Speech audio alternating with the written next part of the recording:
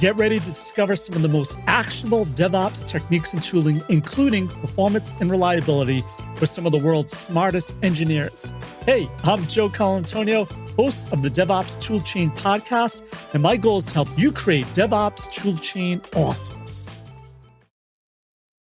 Hey, it's Joe, and welcome to another episode of the Test Guild DevOps Toolchain podcast. Really excited about today's episode. Today we'll be talking with Lucas all about Postgres performance at any scale. If you don't know, Lucas is a self-made engineer and an entrepreneur carving out his own path to success. Really interesting journey he's taken. He started at Product Hunt as one of the lead, engineers, which I think we'll dive into, and Citus Data, where he also helped shape the business ecosystem, still thriving today, which I think is important, just shows to the skills he must have. Also, he's known for creating open source game changers for the Postgres systems.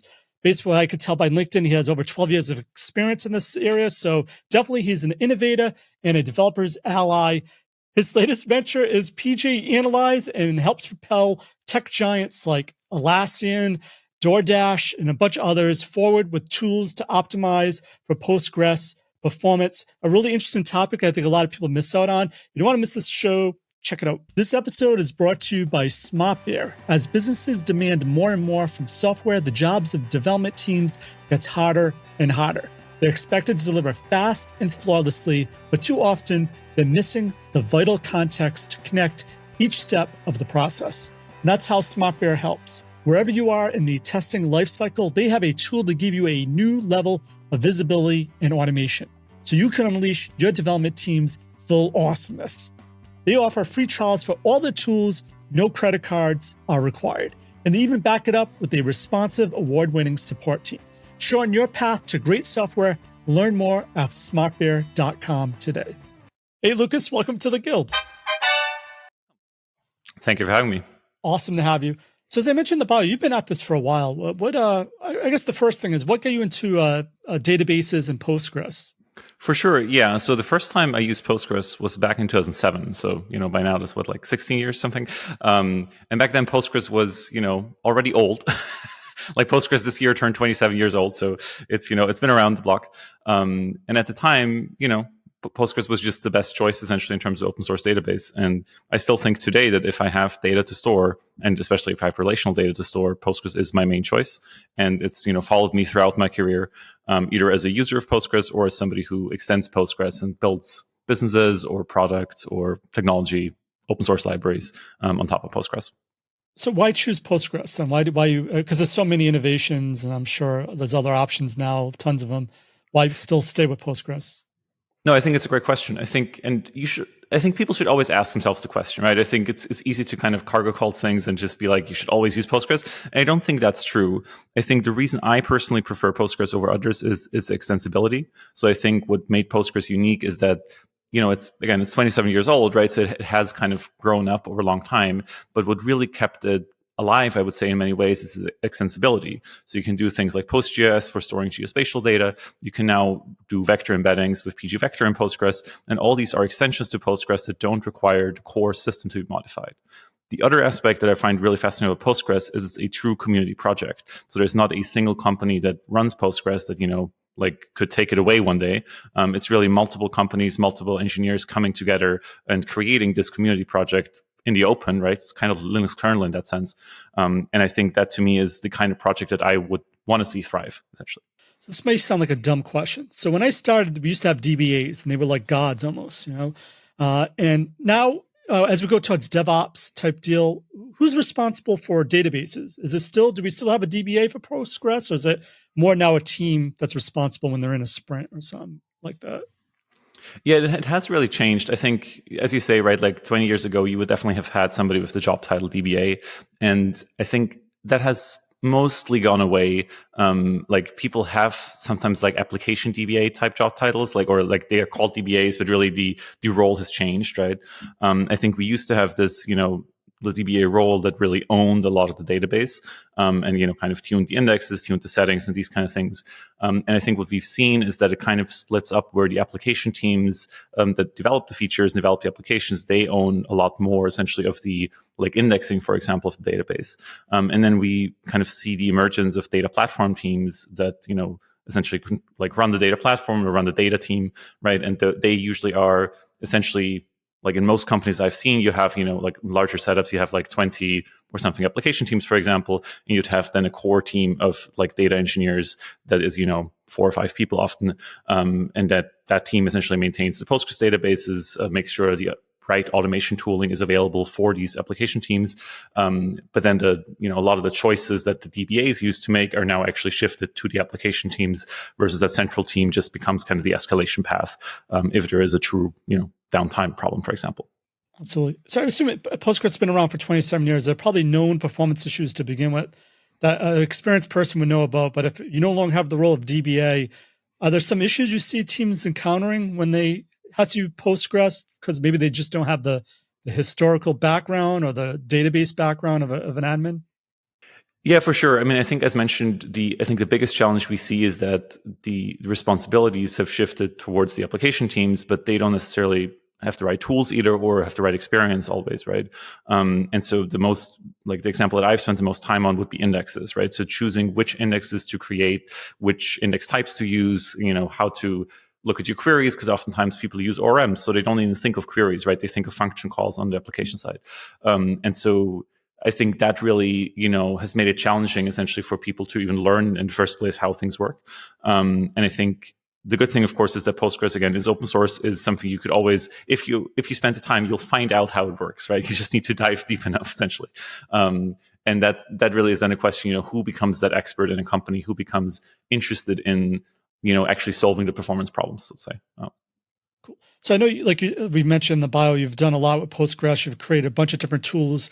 One of them is PGAnalyze. I guess before we go any further, what is PGAnalyze and why did you create it? For sure, yeah. So I started PGAnalyze initially as a side project a little bit over 10 years ago now. So it's been a while as well. And essentially the starting point of PGAnalyze was how can I see which queries have run on the database over time, right? So if I essentially kind of the role that an APM tool solves for applications, right? So where you can see which requests have run and which transactions have happened and such. How can I do the same thing, but I can do it on the database side? And PGAnalyze wasn't the first tool to do that in the database space in general, but it was, I think, one of the first ways of doing this for Postgres, as initially just, solving my own essentially problem, and then kind of as a SaaS solution. And so what PGAnalyze has grown into over time is from that initial query performance monitoring perspective to essentially the, I would argue, best tool in, either application DBA or, data team or application team's tool belt to work with Postgres and to understand Postgres performance. So it's not just query metrics, it's, which indexes are being used, which indexes to create also. So it has like a recommendation system, which we call the advisors essentially. And a lot of other things I could talk more about, but the gist of it is, right, like it helps people make their database faster through being essentially a service that sits beside your database and helps you make it better. So I'm always looking for tools to help people with their day-to-day operations. And I know there's other database performance monitoring type tools. What would you say would make your solution different? Or if someone's listening going, oh, that's the feature I really think would help us? I mean, we could talk about features all day long, probably. I think maybe in terms of principles, right? Like when we build the business and the product, like what do we care about? And for example, one decision we made really early is that it is about Postgres, not about any database, right? So we are very intentionally saying this, if you're using MySQL, maybe there's a better purpose-built tool for MySQL, right? But we are really just building this for Postgres, and we make this the best product for Postgres to optimize performance.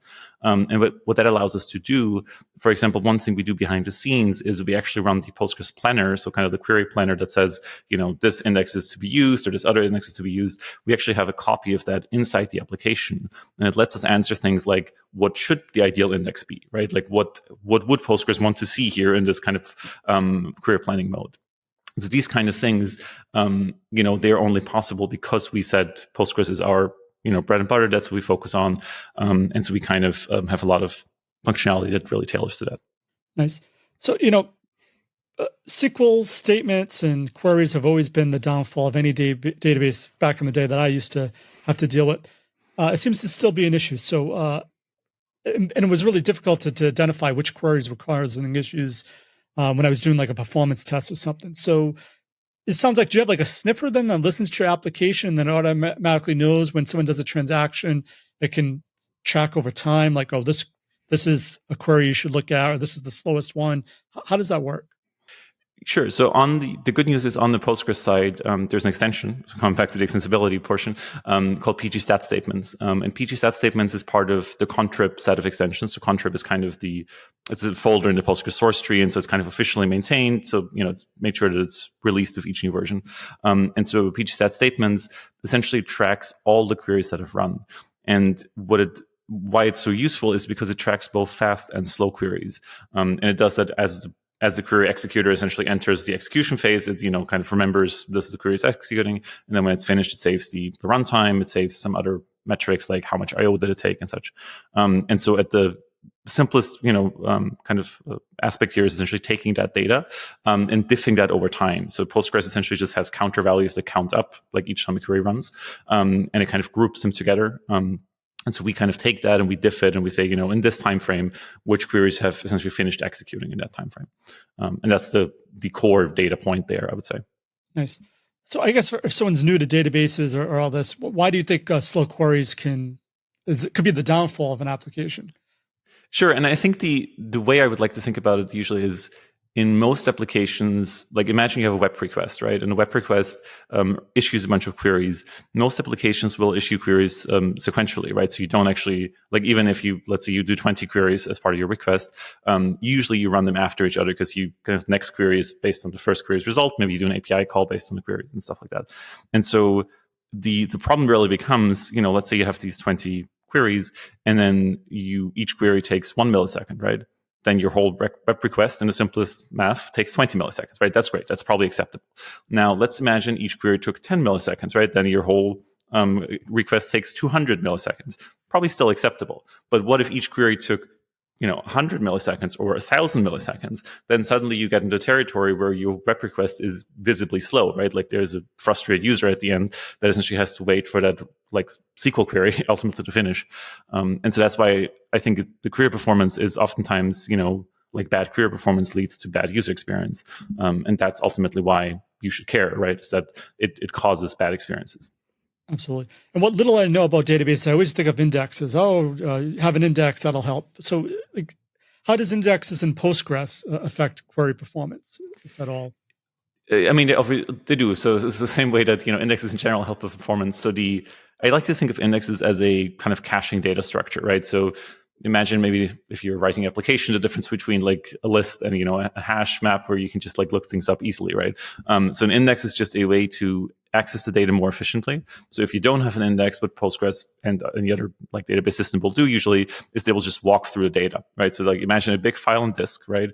And Postgres will just read that file and go through it sequentially and like read each row and compare it with what you're searching for. And obviously, if you have a large file, if you have a large table, that's slow, right? That just takes time. And so the way to think about an index, and as a very general way of saying it, is just a way to get to the rows you're searching for faster, right? Now, Postgres has different index types. So for example, a B-tree index is a very common index type. Like B-trees have been around longer than Postgres, I think. And B-trees are very useful because they 90% of the time will help you actually, answer that, which rows like are matching question really fast, right? Because usually, especially like, let's say you're doing an equality comparison, so you're saying, which of my users has this email address, right? And you have a B-tree index on email. You essentially walk the tree, and then you find the matching kind of node, and then you're able to say either here's the result data if it's in the index, or sometimes it goes back to the table to actually get the full row. But that type of lookup is much faster and requires much less I/O. Is there anything people can do when they're developing the database with tables that could help with performance overall that they should keep in mind? Yeah, no, definitely you can, right? I think to me, it always comes back to the database has a logical model, but ultimately that maps to a certain physical structure, right? So, for example, when you think of which columns to put in a table, it's important to think of alignment, for example. So the order of your columns matters, because ultimately what Postgres will do is it will write out things in the order that you put them in, right? So the best example here is, let's say you have a platform that has like 4-byte type alignment or 8-byte alignment, and you have very small fields. It's actually better to put the very small fields like a Boolean or small int next to each other, right? So you're essentially more efficiently packing things. Similarly, it's usually more efficient to put a variable length field, like a text field, at the end of your columns, because that means that the fixed size portion essentially can be accessed more efficiently, right? So even such a small, seemingly very small detail, right, matters because ultimately, again, you're working with files, right? The database just works with the same basic primitives that each other server software essentially has to work with. I think when you were thinking of multiple tables, right? So when we were saying, well, should I put this in this table or the other table? It does come a little bit to a very important process in Postgres called vacuum, right? And vacuum is something that I would say, is particular about Postgres. It's not a unique problem. So if you looked at, for example, MySQL and InnoDB, it also has, some similar problems in some cases. But vacuum, I think, has been talked about a lot, especially recently. I think there's some ways where new projects try to go away with the need for vacuum. But I think in reality, most people today will need a vacuum. Now, what vacuum does is it essentially cleans up that rows. And well, I'll give you a quick version of this because it helps set the context for why then the table structure matter. So essentially, when you're doing an update on your table or delete on your table, Postgres will not remove that data right away. Instead, it will mark that data as being dead, essentially. So it kind of sets a little flag at the beginning of the row. And then later, the vacuum or auto vacuum process comes around and cleans up that dead row. The reason it's built that way is because Postgres allows you to essentially have a lot of concurrent sessions. And so when these sessions are concurrent, you want to make sure they have a consistent view of the database. And so that method essentially is built this way because it allows you to, essentially delete it in one session, but still be able to read in the other session. And when the other session is finished, then essentially it can be cleaned up by the auto vacuum process. There's other ways to do this, but in Postgres, it's built this way. The reason this matters is because auto vacuum actually has to scan over your table, at least portions of your table. And so if your tables are small, that's faster, right? And so for example, it helps if you have a table where you're updating a lot and you're updating just a single field. Like the most common example would be maybe you have a queue type table or you have a timestamp you're always updating. It actually helps to put that into its own table, right? Kind of keep that separate because then you're kind of essentially like making that background process work better. Absolutely. So it sounds like you have to know, it depends on the context of your application, what you're doing. I think a lot of people also probably get in trouble with configurations. How do they know how to configure Postgres for their particular database needs? Are there any best practices for that to get the best performance? Yeah, and I think it's interesting now also in the cloud, right? Because if you use a managed service like Amazon RDS, for example, or Amazon Aurora, the providers will often do I would say, basic tuning for you. So they will make it dependent on the size of the instance you're using. And so there's some, I think, general best practices just in terms of one example in Postgres, for example, would be in the context of vacuum. Vacuum has a control of how fast it's running, and you would want to make that kind of size it based on your instance size and based on your instance IO, for example. And so if you use Amazon RDS, for example, they'll just set some parameters for you that are a good starting point, right? Where it really falls down is once it becomes workload specific, right? So where a provider won't help you, a managed service provider won't help you, is when it comes to, you have, again, this table, for example, this had this particular update pattern. And so there are settings that are table specific that you can set for vacuum or for other purposes.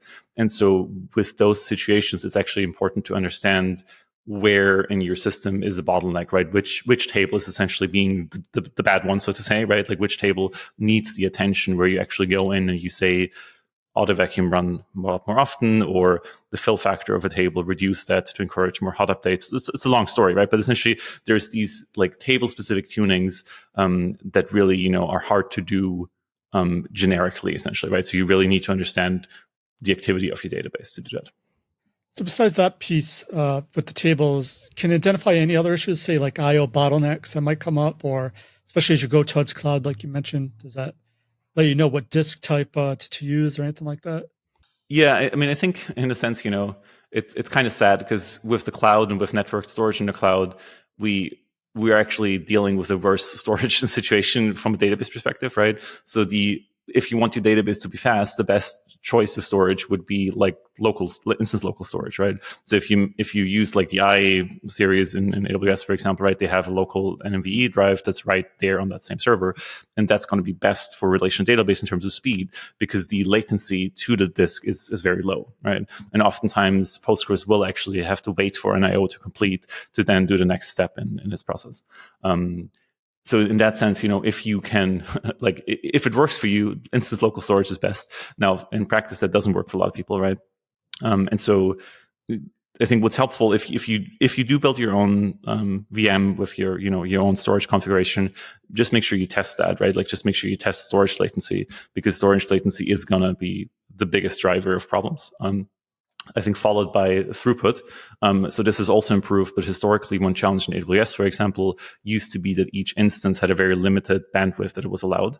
And so like bandwidth in terms of talking to the storage and getting data back. And so if you're doing like a very big select, for example, then Postgres has to read a lot from the file, right? That essentially bottlenecks just in the instances IO throughput limit, not in the storage itself. So the rage lately is containerization, Kubernetes. Do you have to think about anything with Postgres if you're using that type of environment? You could. So, I mean, I think what's great about Postgres, right, there's more than one way to do things. So, like, people are running Postgres in Kubernetes, for example, in production. There's a lot of operators nowadays for Postgres in Kubernetes. I have some colleagues ex-colleagues over at Crunchy Data, who I used to work with in a different company. And Crunchy, for example, builds the Crunchy Postgres operator, which I think is one of the, a good choice essentially if you want to use Postgres in Kubernetes. And really, what that operator solves for you is kind of all the pieces where Postgres interacts with the world outside it, right? So be it how do I do backups, right, and where do I store these backups, or how is configuration managed, or how do I handle a failover, right? So like, how do I make sure if I'm switching from one pod to another, how is that handled? That's where these operators really help you. Nice. So I know developer teams are really busy. So I assume does PGAnalyze, does it integrate with CI/CD and does it bubble up insights to say, hey, this is happening? Or does someone have to actually go out every day and look it up? How does it work? I guess what's the flow? Yeah, that's a good question. So I think, I wish the answer today was it does it for you, but the truth is it doesn't yet. So today it's more of the latter, which is, people actually do have to go, well, either go into the PGAnalyze kind of tool or they can get Slack notifications, for example. But it's really about your production database today. One of the things we are currently exploring, especially around indexing, is imagine you open a pull request and PGAnalyze index advisor would come and would say, hey, you're missing this index, right? But at pull request time, not at production time. So before it hits production. And technically that's possible. So the way we've built our system, we can support that. And we've actually, like, what we're able to do is essentially use your pull request schema and your pull requests queries, but then run it against production size tables to do the estimations we use for the index recommendations. So we have built a system with that in mind, but we still need to implement the actual plumbing to deliver that experience. But it's one of the things that's kind of on our roadmap to really bring that into the developer experience, because I think ultimately today what happens, people do best effort and then they push it to production and then and then no one knows what did it, what happened, or who did it. Right, exactly. Like then suddenly, it gets flagged and then, things go bad, worst case, right? And then you realize, oh, it's the missing index, and then you take action. So we are kind of interested in shifting that earlier and shifting left, so to say. Yeah, I think that'd be a killer feature, shifting left. And before they check in, have it do that quick scan. I fully agree. Yeah, I fully agree. So I guess we have to talk about it. What might be stupid? AI, machine learning is everywhere. Why do I have to care about performance? Can't someone just create some sort of algorithm that will just figure it all out for me? Where do you see AI, machine learning, if at all, fitting into as we go further into the new years with Postgres? For sure, yeah. And I try to keep an open mind. I'll probably say I'm more of an AI skeptic than an AI enthusiast, but that's more, I think AI's impact on our society rather than, specifically in databases. I think in the context of databases, like of indexing, for example, so there's a lot of research around this topic of index selection, right? So how do you find the right set of indexes for your queries?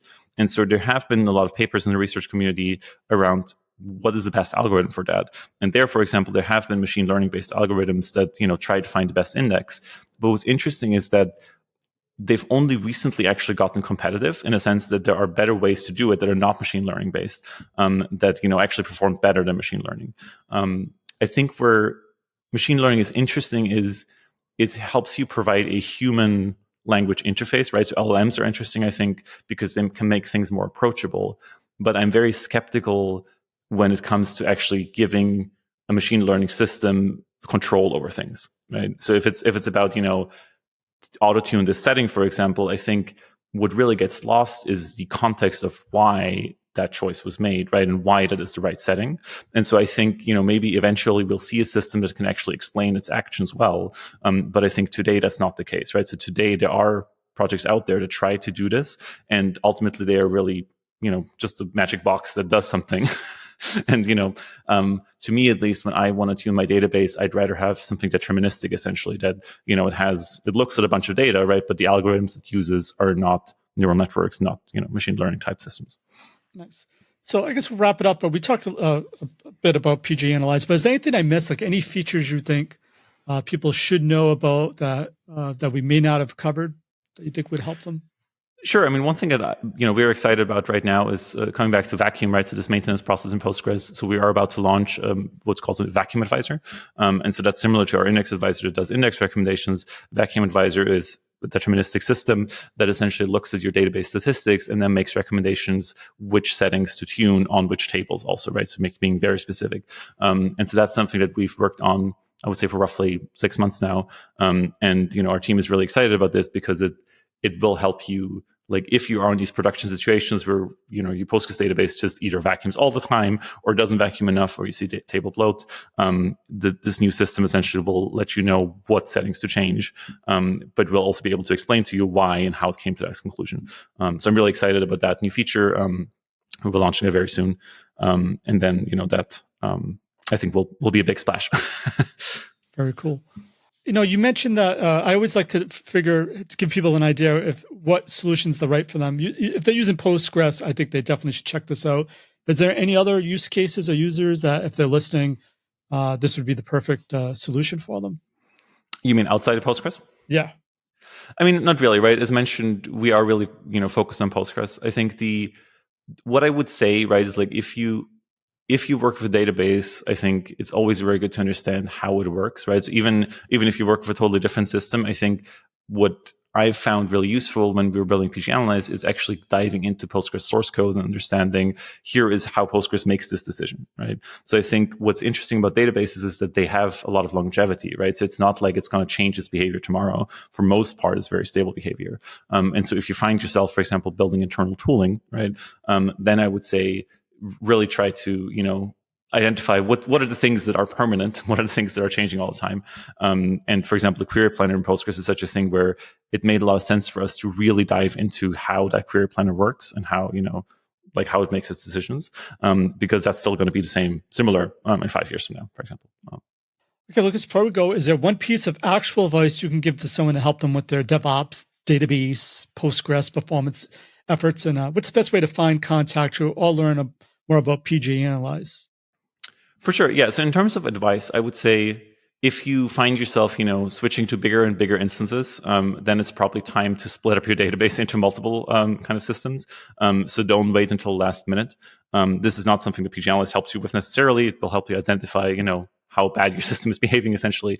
But if you are, truly at, a scale where you need to scale out more than one instance, do that early. There are ways nowadays, for example, the Citus extension that I used to work with is great for this. There's ways to do application-side sharding. There's ways to do replicas, logical replication. There's a lot of tooling, but it does require time, right? So I think from a DevOps perspective, identify these problem databases early and start your tooling work early as well, so that you can kind of get ahead of that curve where you can no longer go bigger, essentially. I think from PGAnalyze perspective, if you're interested in what we're doing, I host a weekly show called 5 Minutes of Postgres on YouTube, where I just share my personal, what I find interesting about Postgres each week. So if you want to dive more into Postgres, that's the way to do it. We have a PGAnalyze newsletter, so if you want to keep up with PGAnalyze, the product, just go to our website, and then there's a newsletter subscription there. And for links of everything of value we covered in this DevOps Toolchain show, head on over to testguild.com/P121. And while you're there, make sure to click on the Smart Bear link and learn all about Smart Bear's awesome solutions to give you the visibility you need to deliver great software. That's smartbear.com. So that's it for this episode of the DevOps Toolchain Show. I'm Joe.